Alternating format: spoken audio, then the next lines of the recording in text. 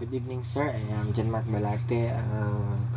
Muna ako ang natunan or nahibalaan sa mga steps on how to mga steps kung sa'y buhaton kong kanang naiguba sa barko. By the way sir, I am John Mark Balate, section D2E-1, subject SIM 2. Kapag kapag nasira ang barko or nasidlan ng tubig ang barko, muna itong mga dapat buhaton or like hindi na itong aksyonan kapag nasira o tinabig ng tubig ang barko.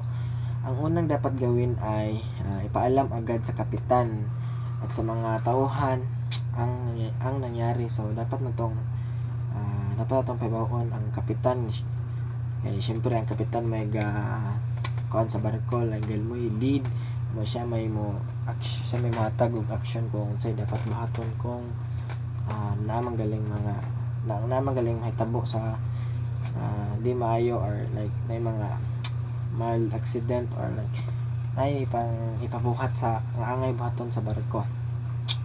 Og susunod na susuriin kung saan ang butas o sira, gaano kalaki ito at gaano karaming tubig ang pumapasok. So sunod buhaton is ato ang tanawon or i-check kung sa kadako buslot sa or guba or like buslot sa barko.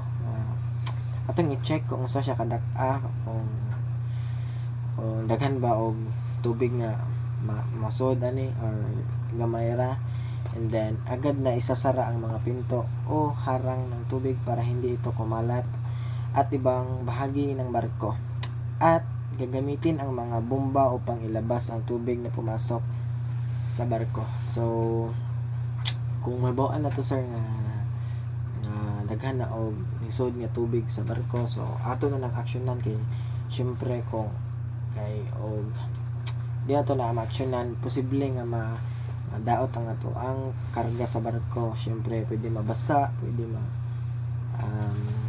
madaot ang karga.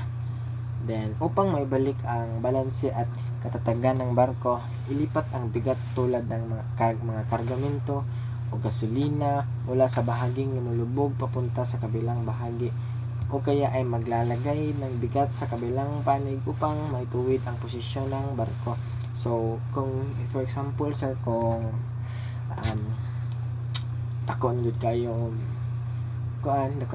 buslot ang barko or guba, then masudlan na og daghan nga tubig, so kun nga ato na aksyonan dayon nga pwede na ibalhin ang mga kargamento sa safe nga mas sa lugar nga mas safe nga dili siya mabasa, or pwede rin na to pod kuan aksyonan gud gihapon siya nga dapat masulbad niya ng problema. Kay syempre dako ng problema kung pasagdan ra.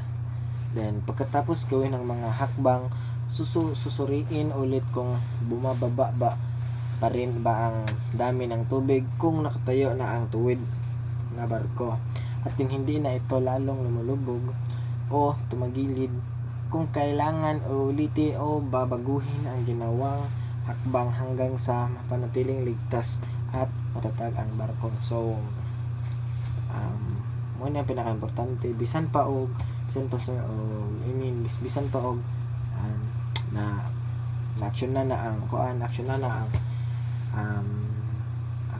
ang hitabo sa barko. For example na ay nabuslot na ay guba sa barko, ang action na syempre ato gyapon na i-double check kung na gid siya like natarong gid siya or like sealed siya nga pagkaayo para malikayan na jud nato ang lain nga aksidente. So mao to sir na sabtan sa topic nga steps para sa unsay buhaton kung naay mga mahitabo sa barko.